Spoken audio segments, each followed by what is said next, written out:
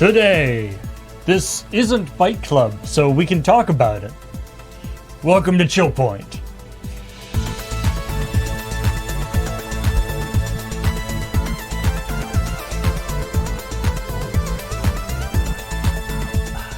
Paul, if you want to turn this into a vampire-only hour, I'll do it. Don't think I won't. I mean, you had the book out and everything for the thumbnail. Yeah. But I'll do it. I'll turn this whole video game podcast into something different. I mean... I've had practice. Aren't there like 3 different vampire video games coming out? There's always like a... Do you have a phone call already? Somebody being like, no, don't do that. It's like, Graham, no, this is a video game podcast. What are you doing? Yeah, Jacob being like, hi, I can be there in 5 minutes. No. Hey, everybody. Welcome to ChillPoint, which is talking about video games. At least for the moment. Who knows what will happen in future weeks. But for the moment, it is a video game show. As we slowly steer the format towards something else. Yeah. I can pull your humanity down into a beast-like form. That's why you have... Wait. Don't flirt. Does that make you become more video... Is that what you make you want to play video games more? Is that what you're saying? Oh, God. I'm sorry. No, I don't want to do that. No. So, this is a ChillPoint show where we talk about video game news and also about the episode of Checkpoint that went up yesterday. So yeah, let's get into it. The first story that we talked about on Checkpoint was the thing about the Nintendo allegations, I guess. Technically, allegations at this point. Yeah. Complaints. Many complaints. Yeah,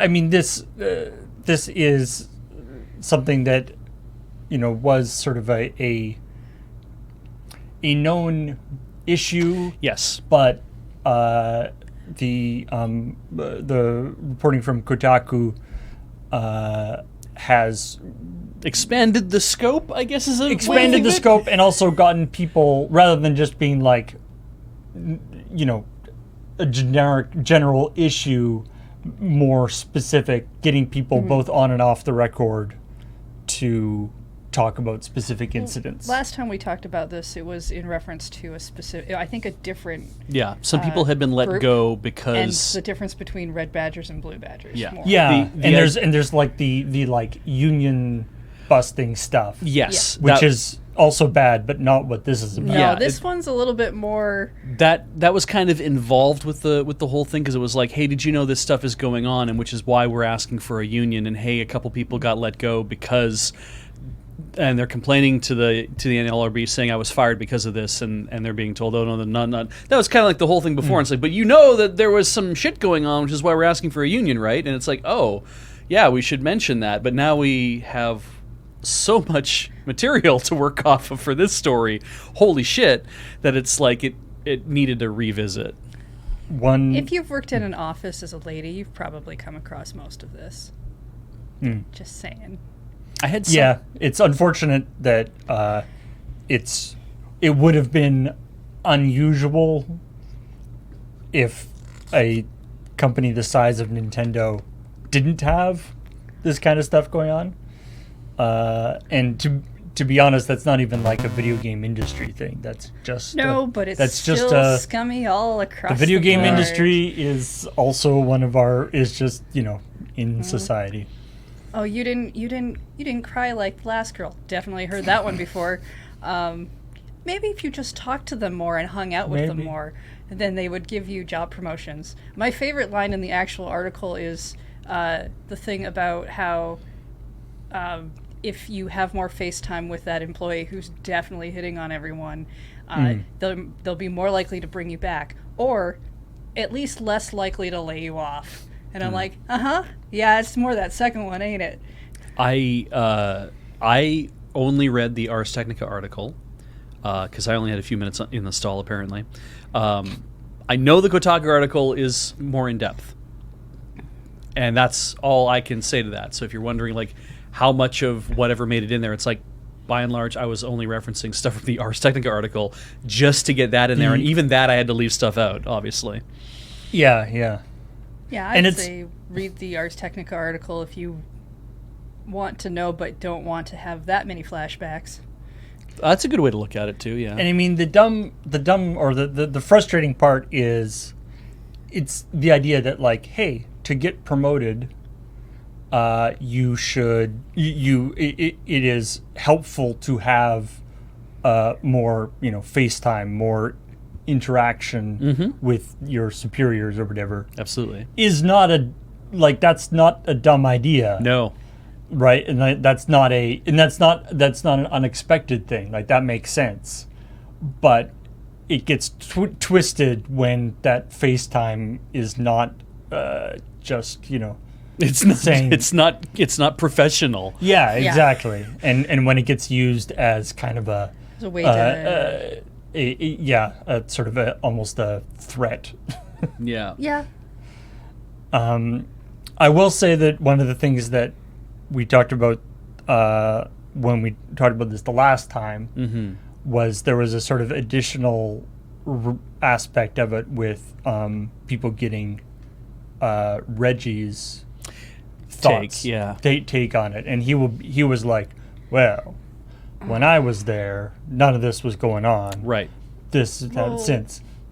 He was definitely there in the Wii U era. He was Yep. definitely being very like, oh, I haven't been there in 3 years, and that's not the Nintendo I know, Yeah. kind of thing. And I'm like, potentially it isn't the Nintendo he knows, because not everybody brings that up to a Right. person of authority. But if you didn't know that Nintendo, then you didn't really know. You weren't actually doing your job. and I have no idea. Like, Reggie may give off a bit of the impression of being somewhat of an everyman. I don't know exactly how much he actually is of an everyman. But even if he was every day going down to get hash and beans from Cafe Mario, he wasn't running into the Blue Badgers because they're Not not likely, they're no. not supposed They're to go in separate. there. So it's like you're not going to see that, because if the temps are all working in another building and they have a completely different badge and you're not running into them, and none of the complaints are making it out or even finding a way to filter through, it's like you might hear of 1 or 2 incidents because they might be big enough they might filter up the chain, but by and large you're counting on HR and then the management structure to insulate yourself from a lot of what's going on in the day-to-day. So which sucks, but that's that's like the generous read of it is like, oh, wasn't really aware. And also when people were asking him, he was doing that book release, so all of his interviews were predicated on the idea of, hey, I'm marketing a book that, and he's Right. a PR person first and my name. foremost. And so for people It to was be all like, like oh, softball hey, stuff. this thing that Yeah. came out, Yeah. you want to talk about that? If that had been what the interview had been about, he never would have taken the interview, Yeah. likely. Yeah. Yeah. So anyway, unfortunately, there isn't a whole lot to add to this. Obviously, if you want to check out the article, it is very well. It is very well written and well sourced. Like I said, both talking both on the record and off the record. So the sort of people talking anonymously, but also people who were willing to actually put their name behind things, which is always a benefit to something like this. And as part of the article, actually, or near the end of the article, there's a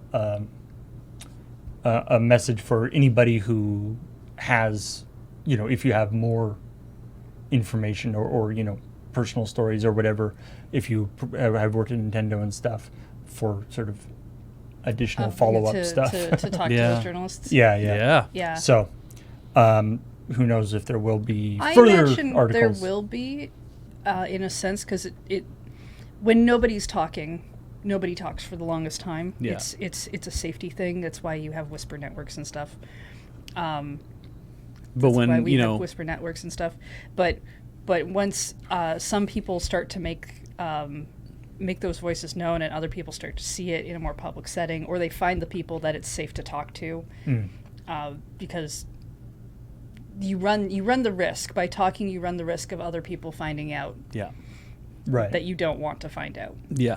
And there's, I mean, a lot of, but also all the conversation, I shouldn't butt this. Also, all the conversation, it's like with the Me Too movement, right? It's that idea of that, you know, a person speaks up and says, hey, this terrible thing happened to me in Hollywood. I was being exploited and creeped upon and all these other kind of things. And then other women start going, yeah, me too. Yeah, me too. Yeah, me too. And then men start being like, yeah, me too, actually. And, Yeah. you know, it's like, there definitely can be sort of snowball effect. snowball. That's I was Yeah. like, you know, those rolly things. Yeah, you know. A wheelbarrow effect. Kirby. Wait, no. Yeah, Kirby's Stones that Dream gather Buffet. moss. Yeah. Yes. Yeah. It's there was another point I was going to make in regards to that, but I guess rattle the cages, right? Like that's kind of I think where we're all standing is like no matter what, rattle the cages, don't stop doing it. If wherever it leads, if it's behavior you don't want to see in the company that you work at, then it's worth actually doing that. I mean, my thing has always been like, if you can rattle the cages, if you do not feel safe in the slightest, Yeah, keep you don't have doing- to. You do what you need to do. Yeah. Yeah. It's very easy, especially if you're in a very safe position, to rattle cages. Yeah. Yeah, exactly. Anyway, let us move on to sillier things, which is basically anything. Like, for example, Fortnite. Oh, God. Fortnite? Really? Dragon Ball Z is in Fortnite now. And all the Dragon Ball people who are, well, I don't know about all of the Dragon Ball people, but Some Isn't are, it Dragon Ball Z? It's yeah, Dragon Ball Z. Or Goku Z, and Vegeta are in it, and they're if you want to learning be how to dance. Canadian about it. Yeah. You want to be Canadian about it? What is that, Paul? We are Canadian. Yeah. We I don't act think- Yeah, like- if you want to pronounce it in a Canadian way, I mean. It's funny because like in Japan, I'm pretty sure they do say Dragon Ball Z, but Mazinger Z, but then they're also Mazinger Zedo. They'll say in like the song, and I'm just kind of like they have to make up their mind, don't they? Anyway, I don't think they do. maybe they don't. Yeah. It's Do you just not, fun. do you not go back and Mazinger forth on words like Zedo. decal and decal just to watch your friends have No, their hairs raised? I always say decal. I don't say decal. It sounds weird coming out I of my always mouth. I always say decal. as well. Yeah, I know. Americans in the chat losing their minds right now. What's a decal? Some sort of pickle? And it's kind of like, yes. Sure, why not? You put them on with vinegar. Like, I have some American friends, so I like to sometimes Yeah.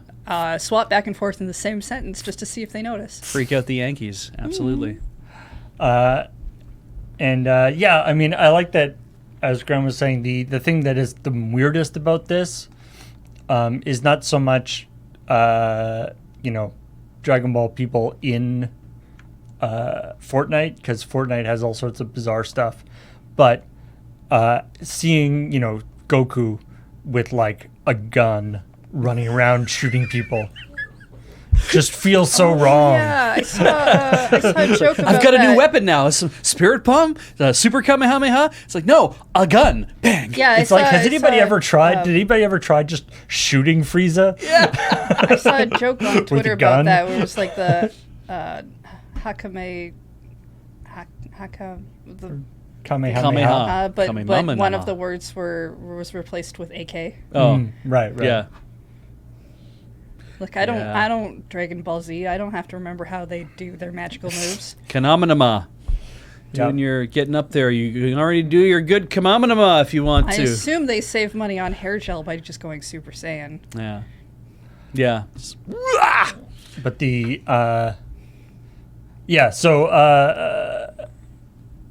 Fortnite continues to be a game that I find fascinating because it's one of those games that I thought I kind of knew what the game was, and then I keep seeing stuff about it that's like, wait, what's happening? How does this work? I can't fit this into my internal perception of what I thought the game was. And now they've removed the building part. Yeah. I'm just waiting. So the last for, vestiges of the Fortnite defend the base stuff has kind of gone away. And lore wise, apparently the reason why Goku and Vegeta and whoever else from DBZ are in the game is because how'd they put it again? They're like a time loop trapped version of the actual characters. So they're just living in this That's very hell Dragon now Ball Z from from now what I on. remember. So it's like, I mean, I was gonna say I know that there is lore, yeah, but I thought most of the lore was just like, oh, these people show up. yeah, no. Like- If Epic doesn't eat Facebook Gaming, like acquire them, or Facebook Gaming doesn't acquire Epic at some point, I will be surprised.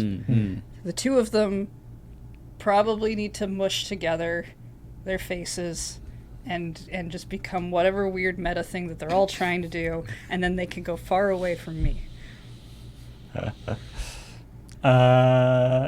Already. There's a Ukrainian supermarket Yeah. that is themed after Stalker, which, I'll be honest, And on purpose, in fact. the pictures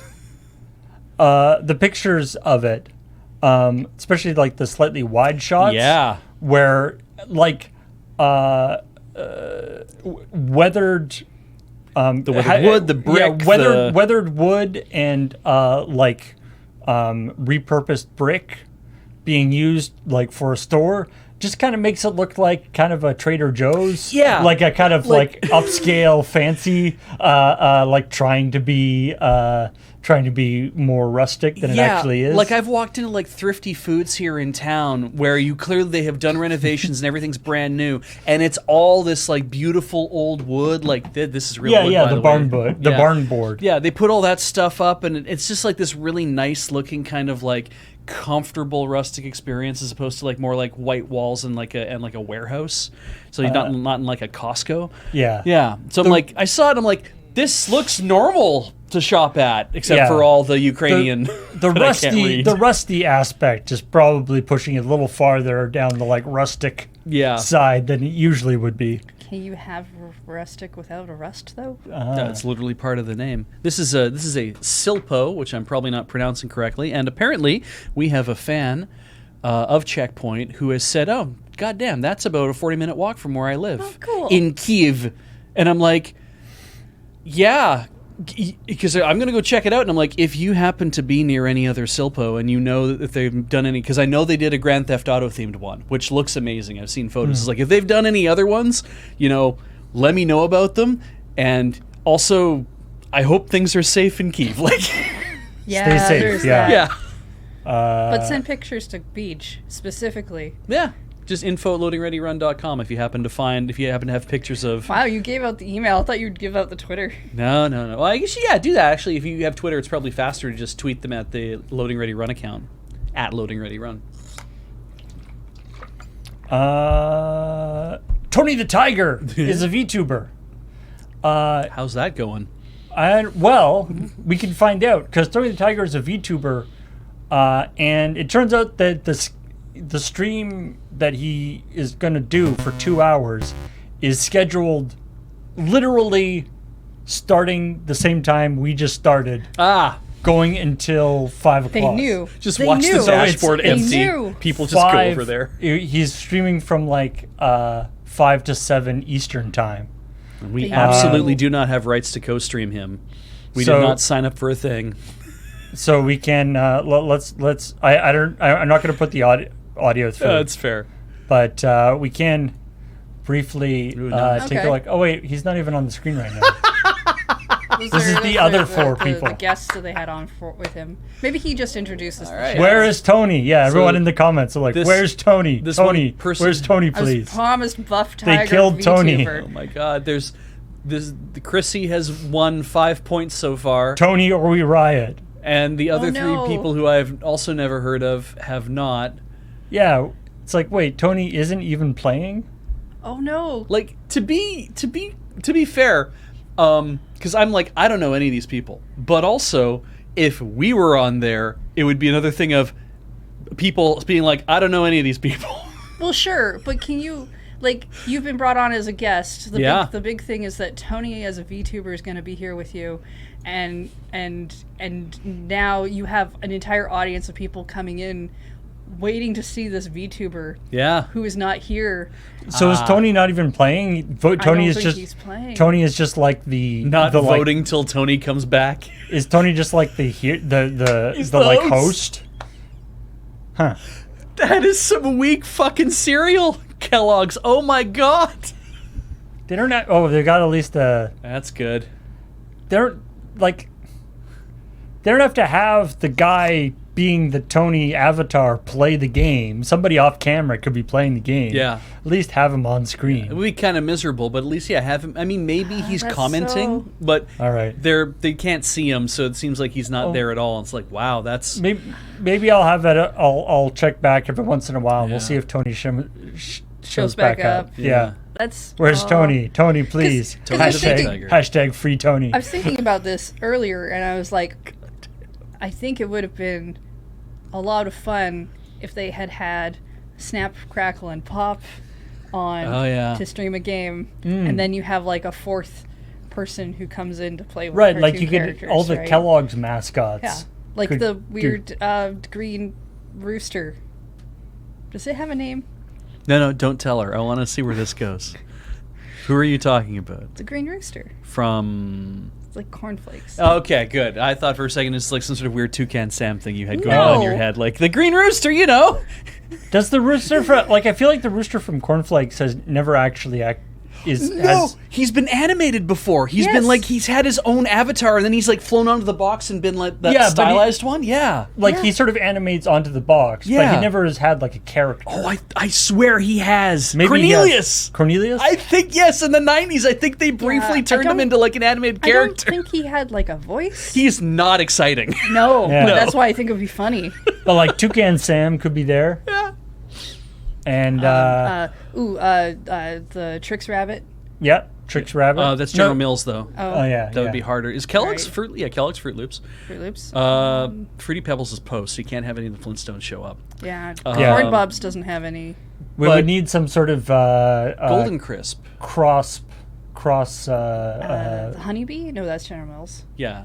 The Super Golden Crisp and Sugar Crisp, the Sugar Bear, is from... What about That's from Post as well. The Wheaty guy, From Mini Wheats. Mini Wheats. Yeah. He's got arms and legs and yeah. eyeballs. That counts. He's kind of a person. Make One a- or like one of the Shreddies guys, Or Freddie and Eddie or something, or the like some sort Shreddies? of animated John Cena for Vector cereal. Anyway, Smacky the Frog, yeah. so there's a little disappointed in the stream so far, but we'll see how it goes. I feel bad for the guests who have to sit there while an entire audience just yells Tony the Tiger at Yeah, them. we don't want you, we want Tony. And it's like, of course you do. That's why mean, you showed up. but- Yeah, I feel like they I mean, probably I are fine understand. with that. Yeah. I agree with them, but I feel a little bad about that. I'm assuming they're just ignoring the chat Um, outright and playing Fall Guys. Like, I will say one thing is that I noticed when I was doing research, or when I was looking for images for this story, is that there's a video from 2019 of Him doing some... of Tony the Tiger on Oh, The Late Jesus. Show with Stephen Colbert, oh yeah, which is clearly It's uncanny. clearly the same or a similar. it's a little bit VTuber rig. different than the VTuber rig. I think it's a little less sophisticated. Like yeah, it, like they've definitely improved it. this was like a promotion for they were doing like giving charity to sports programs. Yeah, Mission Tiger. Oh yeah, I mean they typically do a thing like that. How old is this video? 2019. Okay, yeah. So that's interesting because clearly they have the rig already to do at least to do the capture, and they've got somebody trained on doing the voice and the animation. I mean, you don't necessarily need an actual rig for a show like this, though. He never blinks. You can add this animation after. Well, but this is live. He still hasn't blinked. I paused it. I know. But he doesn't blink. When he was moving, he never blinked. Ugh. He's just been But watching a it's- lot of anime recently and counting how many times people blink. It's very weird. But yeah, because they've done other stuff like this on Late Show and other things where it is actually live, have a guy in a like suit. people in the audience can see it. Like there's somebody backstage doing the thing. They used to do a lot of stuff with like animation. They had like animated Donald Trump and animated different. Yeah. I remember the Did tuning they, out the news. They did. Yeah. They do a lot of that too. But I mean, because don't they just use like because you're saying VTuber rig, which is kind of a very specific thing of a person sitting in front of a camera and a camera like it's checking their face and tracking. stuff. Yeah. It's But- body tracking and But face tracking. if people can see a Tony the Tiger on stage, wouldn't that be more like what they do with the Hatsune Miku idols, where there's the 3D projection going They on? do a hologram. Yeah, and this isn't. I'm pretty sure this is composited. Like, so the people in the audience are just like watching it on a monitor. Oh, okay. Yeah. Yeah, I don't think they're not like VR or hologramming it. I don't No. think they would. Because I know bother they that. do a number of idol shows with the hologram stuff now. It's a little too clean for a lit studio to have that. They'd have to really probably like drop the lights around it to make her like to make Tony really pop. But yeah, So the audience can see Colbert talking to nobody, but then they also would see a monitor with the thing on it. Anyway, we'll see. We'll check back in with Tony the Tiger at some point and see if there's any actual tiger sightings. I mean, to be honest, Frosted Flakes is a disappointing cereal, so it's fine that it's a disappointing stream. I haven't had Frosted Flakes in a while. I'll buy the little stack of little boxes of cereal and we'll get one and we'll try it again. Okay. Yeah. Yeah. We should do that on stream so chat can watch us eat it. I used to like. They like it when we do that, right? I like when Graham was writing this story, he was saying that he wanted a. He wanted, when he was talking about, it's like, oh, he's going to say something that offends people. Something racist, yes. And so he was like, oh, I bet I can find like an old ad of Tony the Tiger doing something bad. It's generally not that hard to find an old ad of something. And so the little clip that's in there of him beating up a Native American chief or whatever with a totem pole is part of there's like somebody made like an hour-long compilation of Ads. of ads for Frosted Flakes.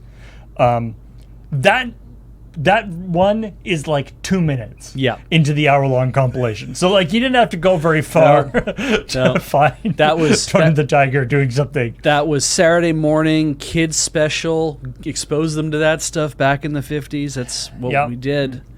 I watched lots of Bugs Bunny and Tweety show that would probably be pretty not okay. I mean, these that's why they days. put the warnings in front of those old contributions now. Whoo! And then finally, hey, it's Sonic's 30th anniversary. No, We're going to just run that joke back into the ground. You know what I love is that somebody even commented being like, now this is the one. This was the one time. finally got them. It finally got me when you did it. That it was this is the for all the other never for this entire time, and this is finally the time. And I'm like, yeah, it's like I don't know what it is. It's the process of repetition, and when it lands, it's like when you're not expecting it, it's like. Even especially because I never do 3 stories, right? I almost always do 2 stories. So when there's a cut back to me and I do another one, I'm sure nobody sees it coming. I think what the important thing is you could avoid every Sonic story. But Yeah. at this point, I think you've become so climatized to having to do this. I joke. feel that Paul and I are in a devil's pact of some sort, that he finds the Sonic stories because he wants to see if I'll actually bite. And then I'm like, well, how could I not at this point? I'm being challenged to do it practically. Paul, did you understand that you had this much power going on? I did not put this story on the list, assuming that Beej would do a thing about the 30th anniversary. Paul, can I suggest, if you're feeling like waking up next week and choosing violence, that you make the entire document nothing but Sonic stories? Oh, Jesus.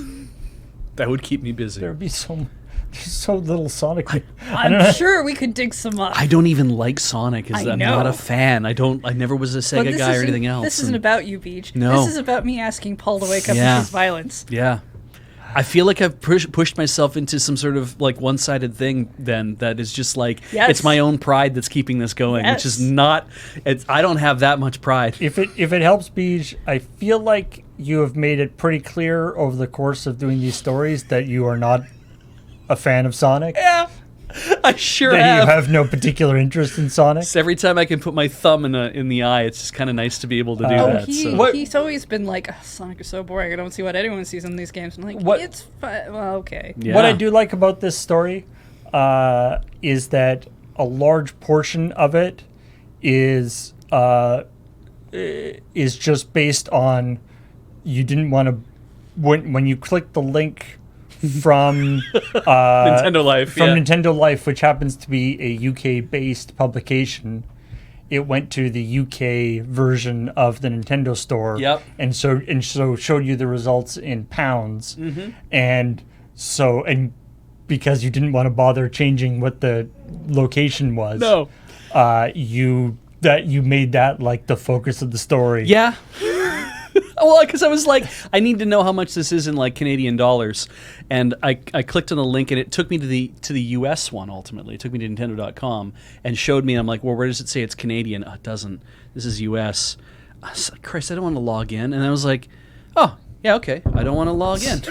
And now we're gonna talk about pounds. There's a set region button at the bottom of the screen. I don't even want to scroll down. I was just Exactly. like, Yeah. I don't want to The do any last of this. time- Yeah. The last time Beach went to a website, it was like the Pokemon.com one, and he scrolled down too fast, and the Oh, computer right. thought he was a robot. that's and right. said he couldn't use the website anymore. And let's be fair, if I did actually log in to change currency, I would have gone to Norwegian kroner immediately Yes. to see how much this was going to cost in kroner. But But like I said, people were mad that I didn't give them the kroner. You don't have to log in. It's No. just the thing at the bottom of the screen. Click the thing to change it, yeah? Speaking of Norwegian kroner, I have seen some people leaving super thanks on some of the videos with Norwegian kroner currency. I love you. Mm-hmm. It's amazing. Yeah. I think that's hilarious. Can you just choose your own I don't currency know to if leave you can stuff or in? not, but Do we- which means either that is their currency, which awesome, Mm-hmm. or people are doing it on purpose, also awesome. Yeah.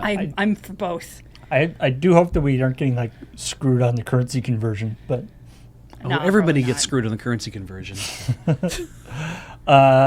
Just want them to know that I've noticed them. I've Mm-hmm, seen you, and I love you. I will Okay? say what I liked Okay. about this story is that Beej, when he writes stories, sometimes he makes me search for images that I don't want to search for. This is part of that devil's pact, is it? He has to do the Sonic stories, and you have to find the images. Okay, well, the sandwich thing for Nintendo, you did say it's like you Yeah. found some moldy sandwiches. Yeah, like he talks about a moldy sandwich, and I was like, I guess I'll do a Google image search for moldy sandwich. No. Ugh. There's so many nasty moldy sandwiches. You know Yeah. what? I don't want to look at a moldy sandwich for that long. No. I'm just gonna put a regular sandwich on screen. Yeah. I was That's fine with fair. that, yeah. Or sometimes there's like the Sonic foot pic, the foot with his 30th anniversary thing. Yeah. Or- Beach make I that. made that one for Yeah, you, yeah. Yeah. but for this, I got to look for hedgehogs in bags. That was so cute. I love the image you chose. Which I was like bag of hedgehogs. Yes. And the image that I chose, or the image they ended up using, was from somebody's like Etsy store that sells like hedgehog pouches Oh, okay. for you to like carry your hedgehog around with you. Yeah. So that You kinda baby it. and it helps like bonding and stuff right, too. all right. So I was like, I get to find cute pictures of hedgehogs in little bags. I'm relieved. So I didn't know where this was thank you, going. Thank you for allowing me to. Hedgehogs are incredibly cute. We had some in our 5th grade classroom, and I wanted one as a pet so badly. My parents said no so many times. The rodents can have hygiene They're issues cute. depending on the rodent. Not I mean, all rodents, They, obviously. a lot of them have specific issues, but Mm-hmm. I mean, I had hamsters and mice when I was a kid, and they were Very great. clean. Nice. I liked them a lot. And then Defra got involved, which was like like I love that people were in the comments also being just like, man, a Defra joke, holy crap, and you didn't just say Defray or whatever, like people who are saying things like that where I'm just like, yeah, but I couldn't just call it Defra because nobody knows what Defra is on this side of the pond. And everyone has to kind of be involved. But I know that in the UK, you'll love it because you've probably heard of it before. I have no idea what you're talking about. It's the Department of Environment, Food, and Rural Affairs. Ah, okay. Yeah. All right. I thought you were just making the thing up. I like to go looking for... There was a story about in Japan set one time where I had to go looking for what was the right agency that would look after something. And I had to like... I love looking up, like, what's the agency that looks after this in this country? Because it's like I'm making a very specific joke. And Google is so good for comedy, you have no idea. Like, it's the easiest way to be like, I'm trying to make a reference to something, and how would I know that otherwise? I wouldn't. I'd have to get encyclopedias out and all sorts of horse shit, or call libraries and say, can you look up a thing? You know, like, you got to be tricky though. You got to be careful though. Like sometimes it can start steering you wrong if you aren't careful. But Final Fantasy 14. No. As soon as we get access to Dolly, like the Dolly 2, like a good Dolly, I have a feeling it's going to streamline your graphics needs quite easily because you'll just be able to be like, Beach wrote this, copy, paste, go. Big bag of hedgehogs? That's terrifying. I have some issues with the idea of just farming out a bunch of that to AI like that. To an AI? Yes, honestly, I do. I mean, there are good and bad, but a lot of the images that come back from those kind of things are, especially like faces and things. Oh yeah, they don't do faces right now. Weirdly distorted. No. Yeah, definitely not faces.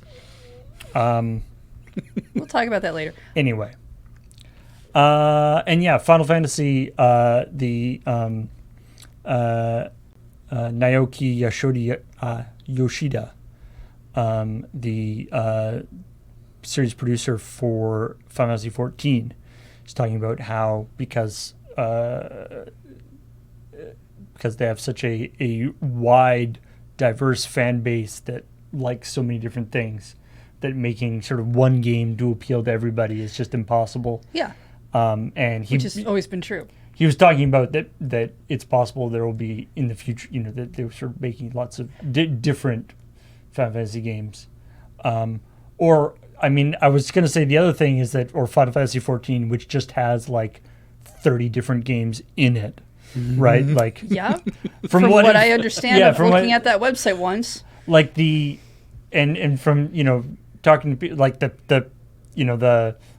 the fishing portion in Final Fantasy 14 is like one of the better fishing games. Period. And great. Stuff like that, right? Yeah, he's working on. I think he's the producer for Final Fantasy 16. Okay. As well, which is why. Is that another MMO? No, that's the next one that's coming out. Okay. That's the one that we keep seeing advertised that we don't know what's going on because we don't follow any Final Fantasy. And so the quotes specifically that were in, because I didn't say quote this, quote that in the coming up, but he did say that the series is struggling because it is, and that's quote struggling, and that's quote impossible to satisfy people. Yeah. And yeah, I mean, if you build a big enough base of people who, based on a multitude of different games, you're going to eventually, and then if you keep changing systems as the game evolves, because there are people out there who have played like the original Final Fantasy like 1, who when you went to Final Fantasy 2, and it's like, it's a different thing now because now you're all playing named characters, and all the named characters are good at one. They're, you have a guy who has a sword, and then if he wants to get good in an axe, it's like, well, then he has to pick up an axe, and he has to learn how to use an axe from scratch, like that kind of thing. It's like, it's not just, it has a strength stat, I have a strength stat, and then I hit guys for strength. It's like, no, he has to get good at this thing. And then Final Fantasy 3, well, now we have jobs. It's like, every time Final Fantasy has gone through a new, like, its evolution, it's always tried to bolt on new things or change out, like Final Fantasy 7 having the active time battle thing. Every time this has happened, people have always gotten mad about that, but they still come back to Final Fantasy. I'm like, well, of course you're struggling with a series that's had 13, 14, 15 games plus all these spin-offs with attracting a whole bunch of different people because the games have changed so many times that nobody's really happy with what they're getting out of that compared to the one they played before. I know I said 16, but I know 13 definitely had like 3 X had 2. Yeah. But then counting like all the like Final Fantasy VII has had so many spin-offs as well. There's been like Yeah, but I don't think like 13-3 is necessarily supposed to be a spin-off. it's just supposed to be a sequel to It's 13. like a sequel to 13. Yeah, And the same with 2. It's like I mean, obviously you can't you can't please everybody all the time. Yeah. But yeah, it did used to be that there were like certain elements that were considered to be kind of iconic to Final Fantasy. Yeah. And obviously most of those elements have gone by the wayside over the years, and so they as they sort of iterate through the franchise. But I mean, I feel like they have done a reasonably good job of like Final Fantasy, the Final Fantasy, like it still feels like a Final Fantasy game, right? The sort of the core whatever.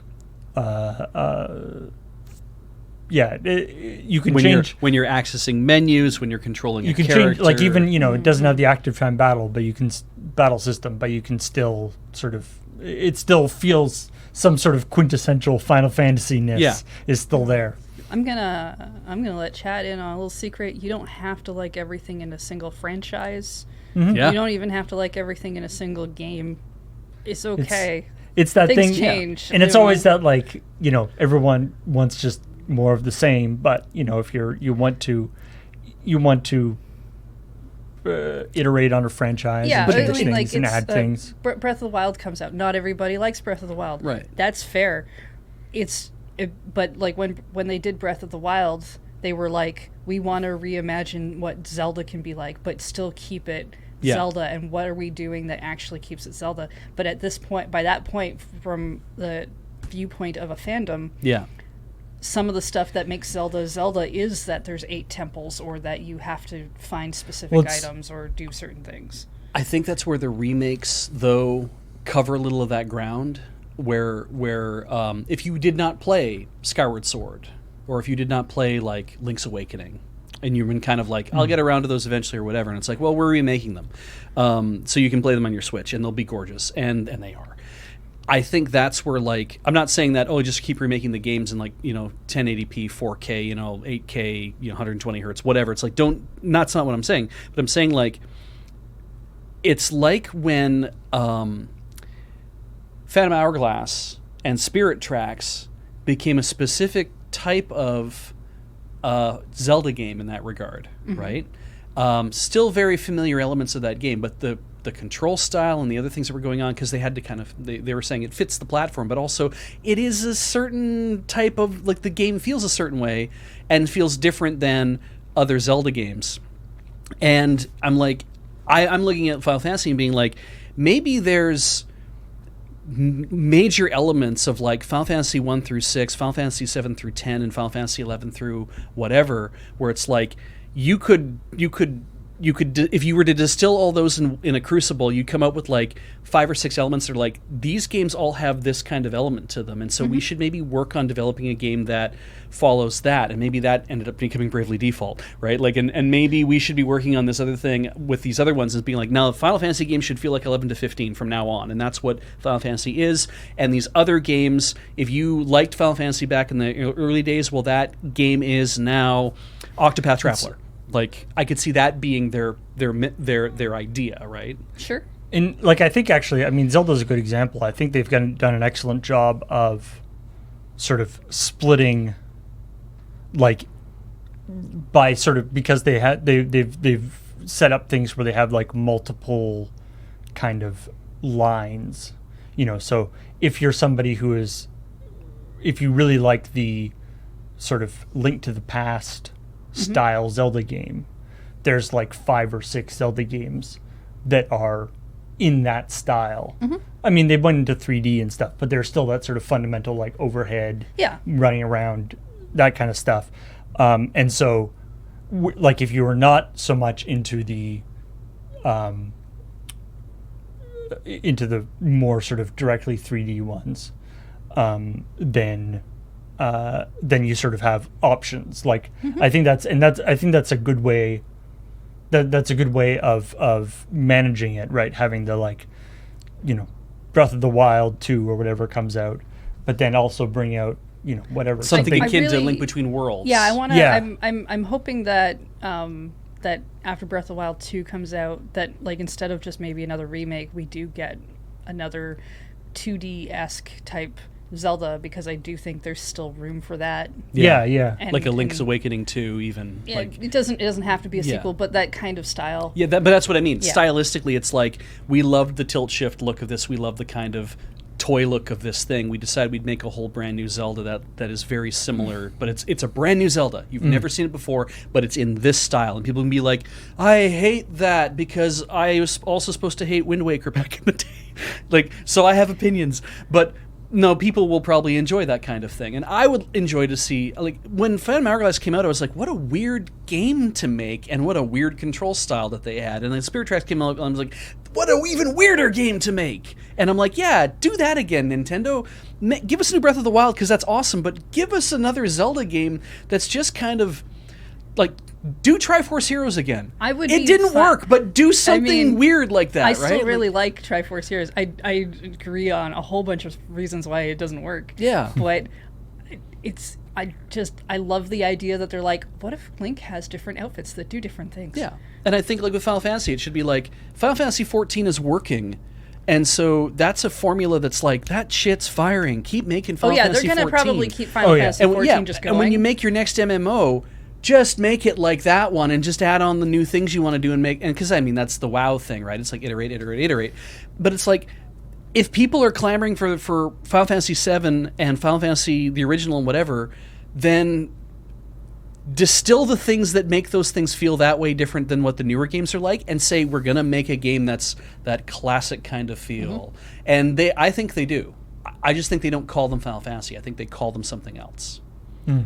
Yeah, I guess. Yeah, I mean, the Bravely Default Octopath Traveler is sort of definitely in that area. Yeah, they keep exploring Yeah, those I think those kind of things. It depends on What is it? The what they want to. HD 2D thing. Yeah, that they call? HD 2D is a Square Enix thing. Which Octopath is- Traveler, Live Alive uses it. The Triangle Strategy, yes. Project Triangle Strategy uses it. There will be more, I think there's another one. but yeah, that's how I feel about it. But also, Starlit Ghost is correct. They should make another Tingle game. I don't care if you're joking. I'm not. That game was fantastic. Yeah, they should give us another Tingle game. Anyway, moving on to stories that we didn't talk about during the episode of ChillPoint. Matt is back. He's in the editing office, Yeah, I actually. can go Which- get him. This is not that Matt. Oh, are you talking about Wiggins? Nor then? is this Matt Wiggins. Oh, Okay. Although this person is a legendary Wii Sports competitor, so possibly it is Matt Wiggins. I don't know. I didn't know he was a legendary Wii Sports competitor. I But should bring that up next time I see him. But yes, in the original Wii Sports, the boss or the final player or the final me that you fought in the boxing Oh yeah, I remember Thing? this now. Yeah. was a guy called Matt, and he had a particular look to him. Very memorable. He gets used for speed runs for Me Maker and stuff. Right. Yeah. And then that same person showed up in various other Wii Sports and like Wii Sports Resort. He was the sort of play, and he's always like the most difficult level. He's always like the last me that you have to fight. All right. So Nintendo has revealed that Matt is a possible opponent in all of the Nintendo Switch Sports, and is available for players looking for a tougher challenge. Okay. There's on the difficulty screen, you hold down Z, R, and A, and So there's a whole key button combination. ZRRA, right. Yeah. Okay. I think separately, like as two separate actions. for Hold way down that's the written mat out. buttons. Yeah. So that's I just thought that they added this me, and again is the most challenging level. Good. So That's apparently awesome. Matt the me is the best at every sport. Yeah. I mean, there's Unless always you gonna are the be- best at every sport. There's always going to be that one person who's just good at everything and no one can get past, right? Yeah. Yeah, exactly. I'm surprised that he didn't make it into the game from the Properly? beginning. Yeah. Like it wasn't like a, or maybe he has always Well- been in the game and this is just now we're just telling the 'cause- option 'cause exists. they're- Like, they've just told us the option exists, so it could just be a thing of like we were putting we him in. added it but- in later. We were planning to put him in. Like we knew. Like, Fair. If you know that he's being used for speedruns and stuff, then you kind of know he's of like almost a meme status. Yeah. I'm going to bow out for a second. I'll be back in a minute. All right. Oh no. Sorry. I need to put something on my arm. Oh, okay. It's okay. I just get a little worried every time he leaves. You never know what's going to happen when he comes back.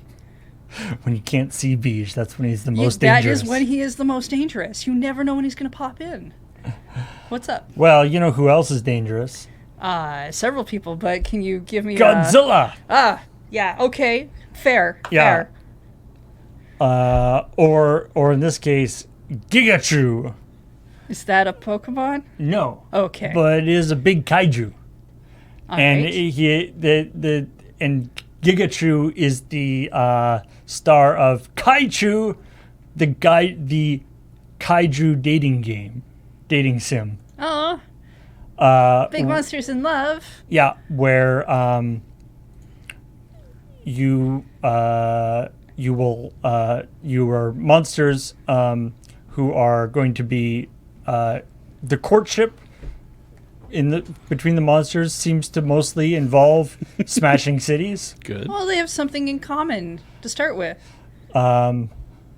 So Yeah, they look like they're having fun. although if the courtship doesn't go well, I believe the city gets smashed more. How are you going to tell the difference? if part of the courtship is the smashing, and it doesn't go well, so there's more smashing. I guess if the courtship goes well, then they like go off together. Is it? So they stop smashing. And They start smooshing. Yeah, they stop smashing and start smooching. Yeah. Cute. Okay. Whoops. I like that. How to run right into our own content. But anyway, Yeah, they're smashing in some form either way, right? Yeah. That's all that means. They I'm look a- cute. I'm a sucker for a silly, unique dating sim. Multiple storylines and endings, 6 lovable kaiju, each with their own storyline and relationship obstacles. Cool. Non-linear gameplay, innovative quiz gameplay, reinventing the dating sim genre with compatibility questions based on each kaiju's personality and preferences. I would argue that that sounds like a normal dating sim. I would. I don't want to say a bad thing about this game because I don't know what it is, but that doesn't sound that innovative as a gameplay thing. Compatibility questions based on personality and preferences. Because if it's it might just be an actual quiz. A lot of dating games have you interacting with characters and trying to say the right things over the course of like an interaction, which isn't really a quiz in the same way. It's like trying to talk to another human being and be like, I need you to like me. Where's the like me button? That's kind of a quiz. Yeah, it's not What- the same way. What answers do I have to give you to earn credits in the sex box? Isn't that how you approach all I social bring, interactions? I It's the bring, transactional nature I of- bring Yeah. some sort of candy bar, right? Oh God. Yeah. What how- present that's do I how it have to give you works? in order to make you like me? Yeah. I keep switching back to That's the, literally, it's like Stardew Valley, or no. Well, it is, but it's Harvest Well, Moon. yeah, Harvest Moon. It's. I mean, that's Stardew what. Valley. Yeah. Animal Crossing, I think, has a little bit of that too. Oh yeah, if you want to be friends with all of the people, you give them things and they yeah, Yeah. be there's better a general. friends. I Yeah. mean, that's Video games definitely go for a rather transactional. Well, I mean, when you have to boil something down to a computer simulation, It's true. it's hard to make that interaction not end up stripping away things that are very important. Yeah. I mean, you could just make it random. That would be very satisfying. I imagine that would be harder to code. It would be probably just be like, no matter what you pick, you just end up with a random direction on the tree. I feel like people would find that frustrating. That's interesting. That's a though. very nihilistic approach, though, to relationships. If you say something shitty to somebody, it's like they might have a positive reaction. It's like, There's literally no way to know. yeah, and it's like, yeah, that's a very nihilistic way to look at relationships. Let's move on. Yeah, Speaking of simulations, Mario Kart, good. another extremely accurate simulation. Of what it's like to be a dinosaur in a go-kart. Yeah. I mean, I always find money just floating around in the street. Nice. Yeah. You should share. There's an interesting. I'm afraid to pick it up. Is What it if in- I go into the air? An interesting video by Digital Foundry, who are the folks that they do a lot of dissecting like video quality, gameplay Right. quality. Yeah. At getting to the bottom of different resolutions and what is like the difference between Xbox One X and Xbox One X and And S what 900p looks like versus this. yeah, all and- this kind of stuff. Yeah. They specialize in that kind of stuff. But one of the things that they started looking at is Mario Kart 8 Deluxe For the Switch. for the Switch. They've added all these. They've got these booster courses, Yeah. which are from the Older games. Well, no, they're from the iPhone, like the. Well- the Oh, from Mario mobile- Kart Tour. They're The- from Tour, yeah. The tracks are from older games, including Mario Kart Tour. Oh, okay. Yeah. And so there's a bunch of games from Mario Kart Tour and a bunch of games from, or a bunch of levels from Mario Kart Tour and a bunch of levels from other places. And people have noticed though that they're not as good looking as they haven't been they're not recreating the level in the Mario Kart 8 engine, or at least Okay. with the Mario Kart 8 tools. They seem to be basically just taking the level whole hog Like porting it over Sticking and it. changing some textures a little bit. and sticking it into Mario Kart 8. And Huh. basically this results in that the booster levels look a lot worse I than bet. the built-in levels. So this is, this is an actual Mario Kart 8 level. As you can see, Yeah. the graphics is very Graphics good. are realistic. Real strange. Very strange. Yeah. So this is a Mario Kart 8 area, but this is a Digital Foundry video that does I think it'll go. Yeah, here's a split screen, so you can see on the this is the deluxe version, and then this is what a similar kind of level looks like from the booster course thing. So it's a lot more kind of plasticky Yeah. and simplified textures and stuff. Yeah.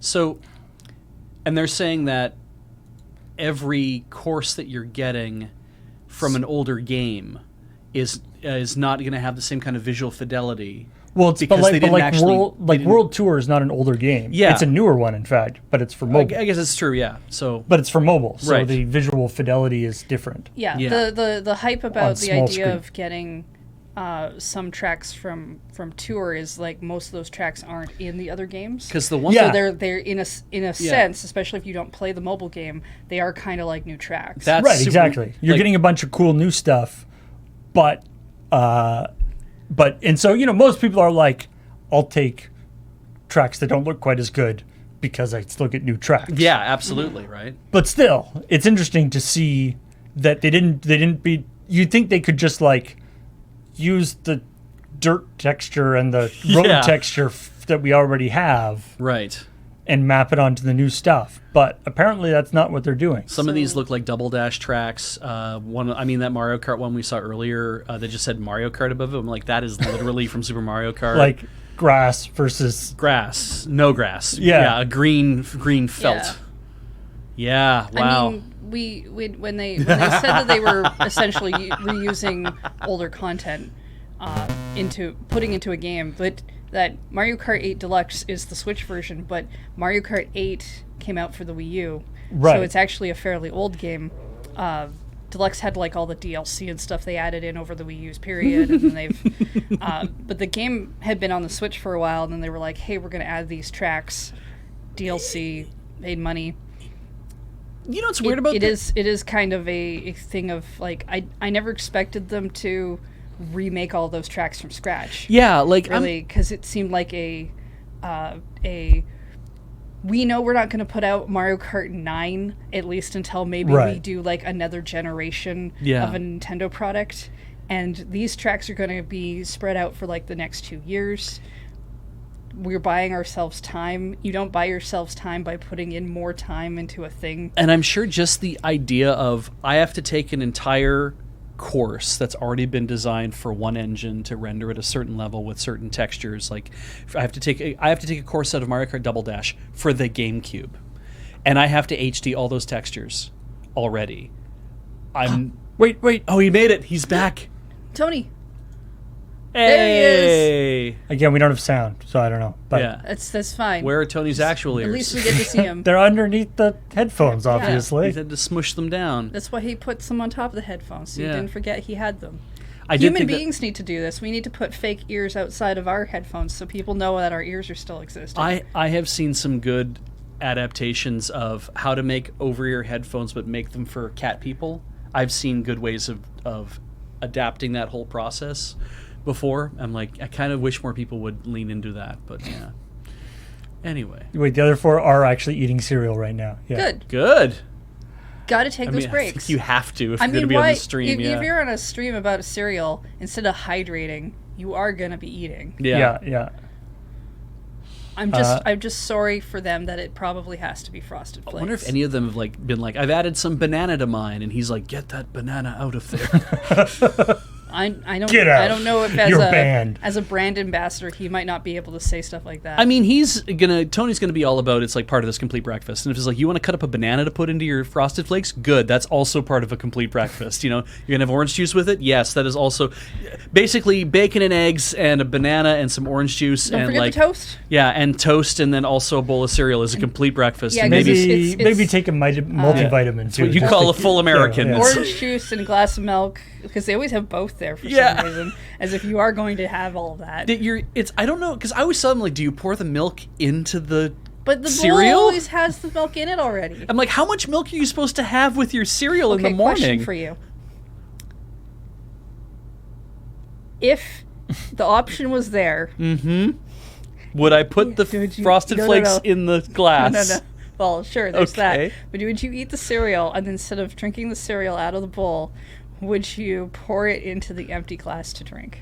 So if I poured all the milk into the cereal and then ate all the cereal and then dumped all the milk would you back dump in the milk glass, back into the glass to drink it? I would have made enough of a mess the first time that I would have learned my lesson to not do it. So no, But- I would okay, drink it so right let's out go of the back bowl. to that other question. I mean, Would we you all put it know in the that glass? Yeah. we all know that the milk at the bottom of the bowl after the cereal is like the best milk. It's delicious. Yeah, Yeah. that's why you have 2 or 3 bowls of milk. especially Frosted Flakes. Yeah. It's going to be like the sweetest milk ever. Flakes. So, the worst so cereal. I would say my answer is no, I wouldn't, because also I shouldn't ever pour milk out of a glass into a bowl because you'll always Alright. make a mess. Okay, but will you put the cereal into your glass of milk now? If I haven't already poured it into if I pour myself a glass of milk in the morning because I forgot what I was doing, I'd be like, oh, well, and I just put cereal in my mug and I just eat it out of the mug. Then I'd have to at that point. I'd just be like, F it, just You'd give up have on to. give up on life. Turn on YouTube. Just like set yourself in for the next 20 minutes. I'm sorry, you just said give up on life and watch YouTube, as if that's not the thing you do every day. That's pretty much what I will always lean into that every day. Yeah, I'm always Okay. finding stuff on YouTube All right. to give up. So life. no changes for you, Don't really. don't put your bacon and eggs in your bowl of cereal. No, that's correct. Seth says. I mean, do what you like, but you're gonna have to eat it. What the hell are we talking about? Right, if you make a course, Of a meal.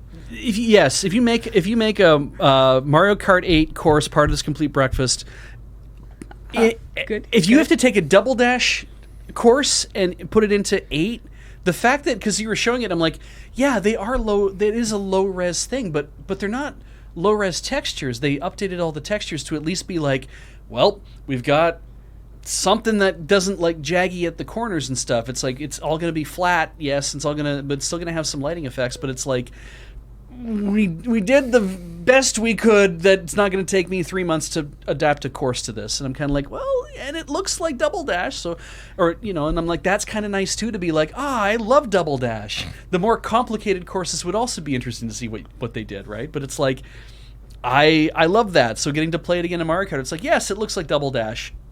Fine, It is just kind of interesting that to have like the quality of the course dictated by where it came from. Yeah, by its heritage. Yeah, which is like I remember, I've just been playing the Lara Croft Shadow of the Tomb Raider game. Yeah. And it's the deluxe version or whatever, so it comes with like a bunch of different outfits and skins and stuff, right? And including one that's like all polygonal Lara, like from I like it when they do that. For the first thing, in this incredibly well rendered, beautiful jungle thing, you can be like PS1 Lara. PS1 Lara. It's not, she's not like pixelated. But it's like all the faceted. No, I love it when they do that. Is it just a suit? Does it change your head? Yeah. Oh damn! Like, It'd be better. It changes the entire model. If her head was just like normal Lara head from the game, but just she's wearing a suit that's just like armored tits. Like Mario Odyssey has that. There's an outfit where you can be Nintendo 64 Mario. Oh really? And like walk low around. resolution. Yeah. But like Spider-Man, when I played that, one of my favorite outfits is the cartoon outfit, and you're 2D in a 3D world, and it messes with my brain. But I love looking at it. Is it the '90s cartoon one, or is it the '60s cartoon one? I think it's the '90s one. Okay, yeah. But it is still that 2D in a 3D world, and every time it goes into a cutscene and it has them in that outfit interacting with other 3D human beings, I'm just like, yes, it makes me so happy. I mean, that's the problem with the the game comes with all these outfits, and because it's like the deluxe version, it unlocks them they're like all unlocked from the beginning. Right. You have all these like DLC outfits that are unlocked from the beginning, which is like, it's cool, and it's like, oh man, I can get all these cool outfits and stuff. But then like I was using this fancy outfit that like gives her some bonuses on things and stuff, and it's like a super badass like commando outfit, right? But then like it jumps into a cutscene and it looks dumb, and it's like and it breaks the sort of ludonarrative thing. Yeah. And for Mario it doesn't matter so much because it's not supposed to be like a serious situation. But she's like in the jungle and she's scared and bad stuff is happening and she's losing friends and I see where you're coming from. Serious stuff. You don't want her to be like, I'm pixelated. Or I'm a badass commando. I understand where you're coming from, where you're like, I'd like you to actually be in the scene and at the same level of seriousness as everyone else. At the same time, I always find it really weird where I know I'm dressed up a certain way and then suddenly my character shows up completely differently. Oh, they like change it for the cutscene? Yeah. That's not so good either. That kind of...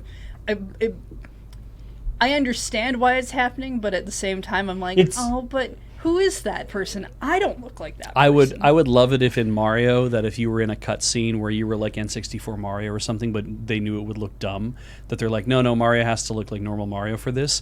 If that, when you went into the cutscene, regardless of whatever it was if you were wearing a thing that's like, he can't be Skeleton Mario in this because it will not be effective, like it needs to be normal-ass Mario, that it would do like a little like changing animation where like an animation where he like swaps hats like a quick change, like a towel comes around him real fast and all of a sudden everything goes back to normal. This would be way more work, so I'd never expect it. But what if you're Skeleton Mario and you go into a cutscene, all of the other characters dress up to be appropriate to you, so they're all skeletons. Peach. So if you're N64 Mario, they all get N64 designs, and it's the only time you see them in alternate outfits. That would be so great. Oh my god. That would be so much more work. So it's less. But I think it would be amazing. It's less an alternate outfit and more like an alternate theme for the whole game. Yes. Because if you got to the end of Odyssey and had to fight Skeleton Bowser, Skeleton Bowser's trying to get married to Skeleton Peach all of a sudden on the moon. That's really not that different. Yeah, I mean that's not less believable. Really. No, It's a ton more work what I'm asking. Yeah. But it would be amazing. It should be a skeleton moon. Yes. I don't know how they would do that. What is the But moon that's not my- skeleton? don't know. The Something skeleton- around rib cage. That's not our problem to figure out, though. That's somebody else's problem. We're just stating the idea. All right. Great. Great. Speaking of skins in video games, Okay. Call of Duty Warzone and Call of Duty Vanguard, which are they're the two Call of Duty. I think one's mobile and one's other. But Okay. they tend Same to, company? Yeah. Okay. And they tend to get the same like out skins and things Okay. are Okay, they so- give them both. Yeah. Okay. Yeah, right. Like when the Makes sense. Snoop Dogg like Right. all pot stuff skin came out. Yeah. They both got. Anyway, so a couple weeks ago, Activision got in trouble for messing up. Well, Among other things. they got into a different kind of trouble for they copied or they were introducing a skin that was clearly a ripped off of an artist. Oh. Which it makes me a little sad because it was an amazing skin. So they did a skin. The skin that they did before that they got in trouble for was the what's it called? Wasn't Doomsayer? Um, Or you're looking for the previous one. Yeah, the I don't know if the article actually said what the previous one was. if I follow the link here, it's a Samoyed, loyal Samoyed skin. Can we show it? Yeah. So this is the skin. Didn't see this coming. That they were going to put in, or that they put in for like a day. Right, they took this one out. Yeah, and then they had to after take they it got out. called on it. Yeah. Which kind of makes me sad. I mean, it's good that they didn't steal somebody, that they took it out because it was stealing somebody else's work. Yeah. But the idea that this was available in the game for a while and now it's not makes me kind of sad. Yeah. But the current one is... So it was so so this is somebody who uploaded. It was just like a concept thing they put up, and then they it got taken away. So anyway, but now more recently, it's a slightly less clear cut thing because, to be honest, it's not that original skin. Okay. It's a guy in the hood with holographic skull face. Yeah. Okay. Got kind of a glowy thing going on. Malware is the guy's name. All right. The Malware Ultra skin. And so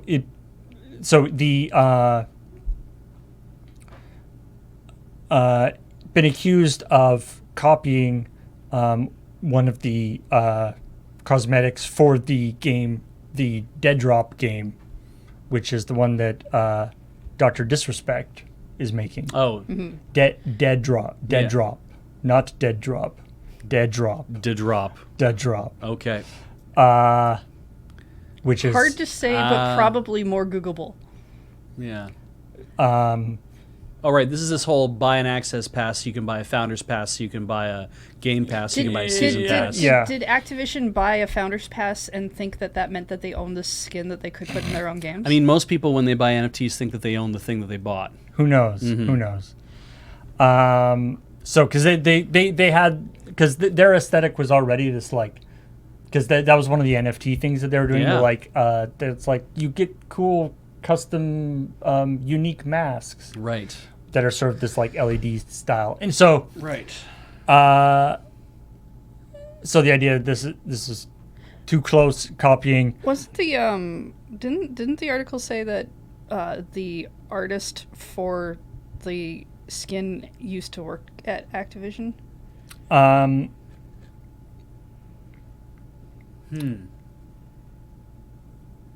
Well,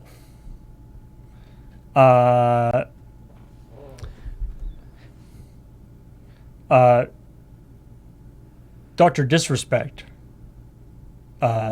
was the creative strategist and community manager for Call of Duty at Infinity Ward. Or Robert Bowling?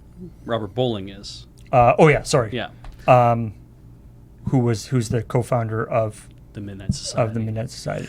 This is interesting because it's like, from what I'm seeing is that the Doomsayer has like a whole aesthetic of I wear a hood and I have a mask under that hood, and so that's who my character is. And Malware is like a skin for the Doomsayer character. Yeah. So and it's got like the digital thing, And they put the digital mask on instead. So it's less of a clear cut thing because like he already had this like hood with a skull mask aesthetic, and they just made it digital, which is sort of so. It does seem like a thing I've seen in like some sort of sci-fi samurai movie. Yeah. Yeah. To be honest, it's not that original a design, unlike the Loyal Samurai. I mean, if he can prove that they ripped off their design, But I kind of say go for it. Take them down. Might as well say, yeah. But ultimately, I don't care about I any could of these games, I could certainly so I don't see know it that as a convergent, independent Absolutely, thing. yeah. That's happened a lot. What a complicated story. We talked about the Lord of the Rings mechanical keyboard in the after show. Yes. a Which little do bit. have English letters on them as well. Apparently, yeah. Yeah. Honestly, they look pretty. And apparently, there's as you might expect for something like this, which is ostensibly targeted towards Lord of the Rings superfans. Unfortunately, that's you reap what you sow in that regard. If you're targeting something towards superfans, then superfans are going to be the ones looking at it. Yep. And so you better get your stuff right. Right. And there's some concerns about that the translations, like what letters correspond to which letters on the keys, are not correct. Okay. Right. I mean, yeah. If you're gonna be a fan who really wants to buy it because it is Lord of the Rings, that is going to be important to you. I was actually thinking after they did that thing, I would hope that the one with the dwarf characters, they should outfit it with like the heaviest possible keyboard switches. Yeah. Like to make it really like thunk, thunk, thunk. Dunk. And then the elf one has like the light, like you can't even rest your finger. Like if you just even rest your fingers on it, it'll drop. Like you have to type on it like feathers, like you are moving through the forest. Yeah, I like this idea. Yes, no, I like this flavor. Like an elf moving through the forest. Yeah, I like it. Because the only thing I really noticed about the keyboard was that the enter key had like a broken sword on it. I'm like, I don't know what that means, but I like the idea that I'm breaking a sword every time I hit enter. The Dwarven one, all the keycaps should be made of like cast iron. Yeah, absolutely. Yes. I'm into this. And maybe it should have like a little hammer or something. I feel somewhere. like the classic Model M buckling spring is kind of the definitive dwarf keyboard, right? It's the one that's like it's positive pressure all the way. It's like wham. Super annoying when you have to work in the same office with somebody who uses Sure one. is. Yeah. I'll get my own office one day. I know you will. I want a sign for mine. NoNoisyKeyboards.com. Why .com? I don't know. Is this a website? Start putting you at the end of signs now. In other Call of Duty news, Okay. Call of Duty or Modern Warfare 2, which is an upcoming game. That's not out yet? We talk about it so no, much. No, it's up for pre-order. Ah. Oh. Although you may be confused by the fact that Modern Warfare 2 is also a game that came out many years ago. Thank you. Yes. I Yes. was like, wait, I must have been dreaming that. They did it. It was one of those ones where they did it was like Call of Duty Modern Warfare came out a while ago. Right. And then they did a reboot Right. that they just called Modern Warfare a couple years ago. Right. And now, so this is the sequel to the reboot. Ah. Yeah. So, So- you were last week. You thought you were looping in time. Uh-huh. Yeah. You still are. Still am. Anyway, what's cool about they're it's going up for pre-order, and one interesting thing about it is that the one of the pre-order bonuses that you get is 1 week of early access, so 1 week earlier than when it actually comes out, of access to the single player campaign. So you can get that away in time to do the raids, multiplayer. Well, Do they have a special name for their thing? I don't know what if Go they call it something Gunners. different. But what's interesting though about this is that access to multiplayer stuff has been a common either pre-order or like season pass bonus. Okay. Yeah. And the problem with that is that when you are dealing with these very competitive multiplayer games, getting a week of early access to a new map or the thing is kind of a it's kind of a meta breaking thing. So basically, there's a lot of criticism around season passes when they started to do like early access to upcoming levels. Yeah. Because if you wanted to be at all sort of in the competitive scene, you basically had to buy that season pass. Yeah. Otherwise, when you start the game, when you start playing, everybody's had a week to practice the levels before you even get there. Yeah. Right. Which is not so fun. Yeah. But so this is kind of neat in that it's giving you access to the single player campaign early. So you can play a bunch of the single player campaign, so that I guess then you don't have to waste time playing the single player game once the multiplayer stuff. Because that is the thing you will definitely want to do if you're the kind of person who only plays these games for the multiplayer. But hey, I mean, it's a thing. It's a way, I guess, of coming at the problem from a different angle. And it's a way to, in some ways, it is a way to. It's like you bought the game, but you can't play it online yet. Yes. But so it's a way to encourage people to play the single player campaign. Yeah, absolutely. Which I think is kind of a neat idea as somebody who Well, it still is lets big on you single player campaigns. get like used to button controls and Yeah, exactly. probably different weapons and stuff. Yeah. Because they always do like, I don't know if you ever pay attention to like achievements and stuff. Oh, I don't.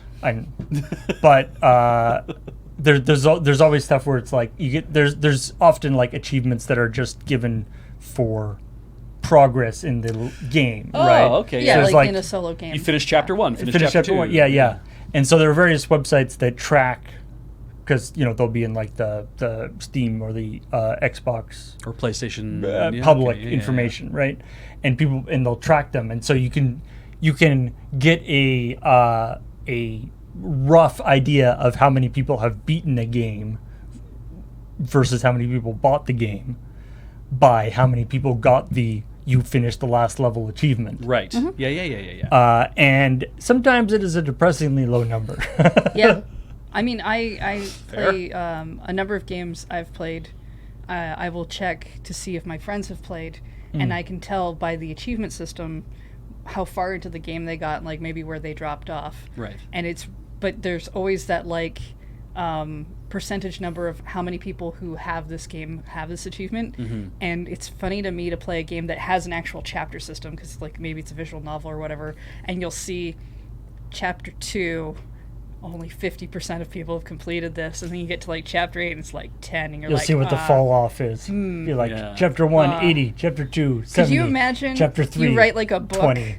and Yeah. it keeps track of that kind of thing, and you go online and you're like, I see, no one really made it past chapter 2. I mean, Yeah, Amazon should have all that information from Kindles, right? So you literally could I wonder if they do track that. go that and be like, how many people are reading these books and how far mean, we know- because publishers would want to know that. I mean, we know Netflix definitely tracks that. Yeah. Like they've said that they track that. And, oh, sure, there's internal numbers and numbers and stuff where they track what, what parts of things people are watching and how often and all that kind of stuff. So then that's how they can then tune their like Netflix originals to be like, we know exactly how to do it. Yeah.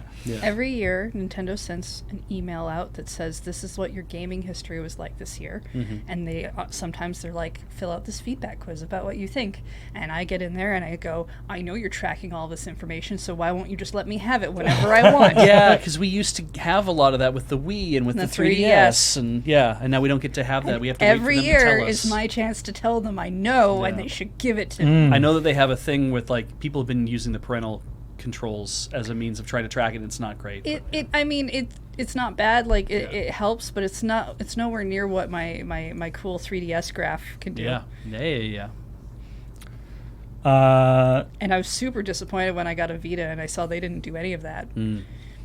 PlayStation. Want to live that what do they call it again? Quantified life. Right. Yeah. Keeping track of all the random things. I just like graphs and things. Sure. I mean, Oh, yeah, no, all it's good. digital, so they should do it for me. Mm-hmm. Although there is that aspect where it's always like, I've spent how long playing this game? Oh. Steam, because Steam does have some of that info. A But. few games that are a lot higher in numbers than I expected. Yeah. So in this is just a silly story about digital football games. Especially old digital football games had a real balance problem. Oh yeah. Do they just fall off the shelves all the time? Well, no, but it would be okay. just that some teams and players were just better than others. Bo Jackson, Tecmo Bowl. Right. Yep. All right. In fact, all that right. is cited in this article. Yep. So what was his name again? Bo Jackson, Tecmo Bowl. The horse. Yes. Yeah. BoJack No. Horseman, Yeah, Tecmo yeah. Bowl. Yeah. Oh, okay. Yeah. So famously, Bo Jackson in Tecmo Bowl was basically unstoppable. Yeah. And to the point where it was like nobody was allowed to play him. Yeah, if you're playing with your friends or your brother or whatever, it's Or like nobody gets to play as the in a Cowboys. tournament. Because the tournaments like to keep rules for more balanced play. Yeah, when you're doing PvP, one-on-one Bo Jackson versus Jerry Rice or whatever, yeah. And this article is about Jerry Rice. Yes, I saw it scroll by, so. There's this great. Basically, there was a video or a thing of him being. He did not know, Jerry Rice, did not know that in Tecmo Super Bowl. Yep. Jerry Rice's character was even more powerful and dominating than Bo Jackson. Jerry Rice, by the way, was a wide receiver for the San Francisco 49ers when Joe Montana was quarterbacking, and he was a force. He was an amazing wide receiver. Yeah. Who are you? I know things. He's a lot of fun to watch. So Yeah. So basically, any tournaments of Tecmo Bowl, professional or otherwise, Yeah. always you weren't allowed to use Bo Jackson. Yeah. Weren't allowed to use Jerry Rice. Uh-huh. And weren't allowed to use the 49ers at all. Yeah, no, the 49ers were unstoppable during that era. Like, they didn't win a lot of Super Bowls, I don't think, but they just had really good records and so many players that were, like, just really good. So, yeah. So, anyway, this article is just about... love it. Apparently, for all these years, he didn't know that everybody, hated his character in this game. Which is funny to me because, like, we've had this discussion about Steph Curry. Yeah. Right? Yeah, Who- there's a really interesting thing for... It was NBA 2K one of the NBA 2K games. 18 or something? Or When Steph Curry sort of first came on the scene, Yeah. he was too good at three-pointers. Yeah. That they, like, if they set his three-pointer ability stat to 100, or like to the highest it could go in the game, It was still worse than he was in real life. it did not accurately reflect how good he was at three-pointers in Yeah. real life. Yeah. And so they had to actually like add an extra thing in the game for him. So Steph Curry is a point guard for the Golden State Warriors. You're looking at me like you don't know who this is, which is why I'm saying I'm not trying to mansplain any of this shit. I'm just trying to let Heather know.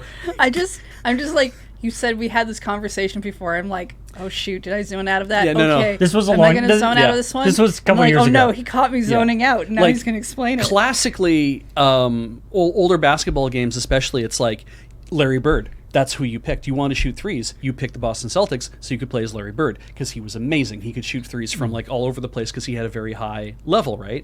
And to be like, oh, Steph Curry is so good that he breaks the game and that they had to come up with a awards or a medals situation that was like, we can use these now to add modifiers to players who are so good in a certain thing that we can take them beyond what their rating is. And I imagine that had to feel really good as the real life player to like find out that it's like you're so good in a video game that you break the video game. And it's but I mean, it's especially with these older. I mean, the Steph Curry thing is quite interesting because it's like a newer game, where the simulation of the sport is more nuanced, and it's kind of an open secret that you can see all these numbers and everyone talks about it. Whereas in these older like football games, like the game that you were playing in like Tecmo Bowl doesn't have a huge amount of stats, and doesn't have a huge amount of relationship to actual football. No, either. Exactly. It's sort of a weird digital thing. Yeah. And so the fact that these couple of players and teams and stuff were just like way outclassed, like way better. Like this guy was an excellent football player. Yes. Not as good as he's represented in the game though, because the kinds of thing like there's a lot more stuff that you have to think about in an actual game of football. Yes. There's a lot more nuance to it. Yeah. Not just like, is this number bigger than this number? Pro tip, if you ever played Pro Quarterback for the Super Nintendo, and on I found an unstoppable play, which is fake field goal. You can basically, you can do a fake field goal, you can accept the hike, you have a lineup of guys in front of you. That's how football works, right? But they will like, doesn't matter what team, they will always block incredibly well for a fake field goal, and then your receiver who takes off downfield, you can fall back 20 yards and the receiver will like run 20 or 30 yards, and you can always Hail Mary and always land it on a fake field goal for some reason. I don't know why. I did it constantly to my brother.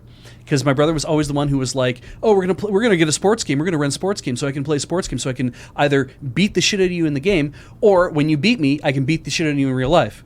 Now he didn't beat the shit out of me ever, but he would like get mad and he'd punch me in the shoulder and stuff like that. But so I finally had a way to be like, "I'm gonna beat you at this game by doing the same thing over and over, and you will have no way to stop me, so you can eat shit." It was brothers. Just constantly forget that you even played sports games. I met you in an anime club. You never showed me any of these sports sides I was of you. forced to. Yes, but I come home and you're watching sports things on YouTube, and my brain's like, "That's not Beach," and I disassociate it all. A stranger has entered my house. We have these conversations, and all I can do is go, "How did you not get into Blaseball?" Just Like, if John how? Boyce did a video on it, I would have probably been right on top of it. Oh well, yeah, fair enough. Stay tuned for the dedicated podcast of Beige gives you Nintendo Pro power tips for games 20 years old. Yeah, that you'll never see ever again. Oh, we could do a Nintendo podcast easily. All right. As long as we could like maybe skip the current news. That's all the stuff. Now there was what was that other story that you? Oh, I just thought it was really cool that Bloodstained was doing a Journey crossover. Not the band. No, the video game from that game company. Yeah. Bloodstained and Journey are both bands, I think, aren't they? I mean, they should consider doing a crossover, the two of them, if they are. I feel like how does that work? I feel like the feel, the aesthetics and the feel of Bloodstained versus Journey are quite different. Well, I mean, they put the Child of Light in Journey, or rather in Bloodstained. They did, yeah. Is this the Journey person in Bloodstained or the Bloodstained guy in Journey? I think it's in Bloodstained. There's like some desert levels or something. Yeah, Miriam has new levels that extend off the castle. It's when you free Gebel and you open the Den of Behemoths. A new area called the Tunnels opens up, and that will be a reference. That is referring to, I guess, tunnels that you go through in Journey. Oh, that's right. You haven't played. I've never played Journey. I'll have to. Like I have to sit down with the lights off and play it. It's very good. I will get to it. I will. I promise I will. We'll Okay. have. But it's like that exists, and so it's like you'll have that to do, but there will be some things to fight. But then there's also like a guardian at the end, and you fight that guardian, and when you win, you get a Journey themed related thing. I'm gonna guess it's either the hood or the scarf. Oh, So I the don't know. actual like guy from Journey or Lady from Journey, yeah, thing being from Journey, yeah, is not in the thing. It's the Journey levels. Oh, sorry. You keep saying the guy from Journey. I'm kind of like, I keep thinking, no, you're talking Bloodstained, but no, you're right. The being in Journey, I don't think actually not- shows No, up I at don't all. think It's so. like the levels from. So it's like it's level-ish that's it's inspired like by it. right. Yeah. I like this idea of it's like Journey is this Very contemplative. contemplative. It's like as the name the journey is the goal. Yeah. And you kind of go through this thing, and it's like, yes, but what if I was fighting monsters and I had all this stuff? Yeah, it's like sand zombies. It's like the exact polar opposite of what the Journey Yeah. game is supposed to be. I mean, I played Journey like I think a year and a half ago now. Oh, really? For the first time, and I still ran into another person who was also playing Oh, that's neat. in the red. Because Fantastic. I think if you're in white, that means you've played before. Yes. So If you're in white, you've played the game a multiple number of times, I think. maybe Yeah. I don't know how that works. I seem to remember people being like that. Yeah, if you show up as a white robe in the game, it's because you've played a number of times or whatever. But yeah, I hope somebody will be around then We when I go to both play kept it. jumping at the same area, couldn't figure out where we were going. I realized that I could maybe like stream it and just be like, I'm not going to talk. I'm not going to have Just turn the chat off. I'm not here to perform. I'm just here to play the game. But I'm here streaming it to let you know that. So you can go start playing Journey right now, and then I know there'll be like a dozen people who are on the servers. I You say really like being like literally nobody else is playing. So Yeah, it's like I, feel like, need to attract people to play. I mean, it's- I like the concept of you're going in alone and then suddenly you just run into someone as opposed to gaming your game and getting other people to show up. Yeah, the aspect, like I found that aspect of Journey, the idea that the other, the sort of other people are real people, cool in theory, but kind of unnerving in reality. Like because when we play games like that, sometimes you're like dicking around and doing stuff and things, and the idea that rather than just like some little NPC, you're actually, wasting the time of a real person. Is a little bit unnerving. I mean, they chose to follow you. I think that's got to be the thing. Like if you're going through the game and you're brand new and you get to the end, and you're like, well, I want to play that again because as people are saying, there's hidden ruins and stuff, and it's like okay, and you're doing that. But you could be like then seeing somebody else who's like having trouble. You're like, oh wait, no, I'll go. And the next thing you know, that's the emergent part of the gameplay, Right? And I think maybe that's why it's like it's got to be a weird though to be like now I am playing a person who is not doing my run through, even though I'm going to be doing a run through. I'm trying to encourage somebody else to do things. It has to feel really weird, and I don't know yet because I haven't played it. But we'll see how it goes down for me. Could be a lot of fun to be like encouraged to go a thing and then be the one encouraging other people. Anyway, that's all the news had to talk about today. But thanks everybody for joining us. You can of course check out the episode of ChillPoint on the YouTube channel, on our video game YouTube channel, youtube.com/LRRVG. That's also where this episode is going to be. Yep, that's where these go now. So that way, it'll be like right beside the actual I checkpoint. saw a comment from someone, I think on last week's ChillPoint, that said that they had never watched ChillPoint before because it was on the other channel, but now that they were both on the same channel, they did decide to watch it and they liked it. Haha! Yeah. The system works. We encourage Well, for one person anyway. Yes. Only for one person, that's all I need. I don't need everyone, I just need one. We encourage you to check out all of the channels, which you can, if you're here, you can go look at the little channels thing on YouTube and find out that there's other channels that Loading Ready Run operates. So go check them all out. Maybe there's stuff there that you want to watch too. And of course, everything we do is brought to you by you at our Patreon, patreon.com/loadingreadyrun. So if you want to support us through that, or if you're here on YouTube, you can do the super thanks, or you can just subscribe, or you can follow us, or do all that good stuff or comment about things. Share things on Reddit. Yeah, I would recommend checking out store.loadingreadyrun.com because we got some new sleeves in. There's Bike Club shirt. It's just a lot of good stuff over there. We're going to be doing their shirts are supposed to be getting restocked fairly soon for some designs. I'm working on a new shirt. Oh, secrets. All right. Thanks everybody for watching. We will talk to you later. Bye.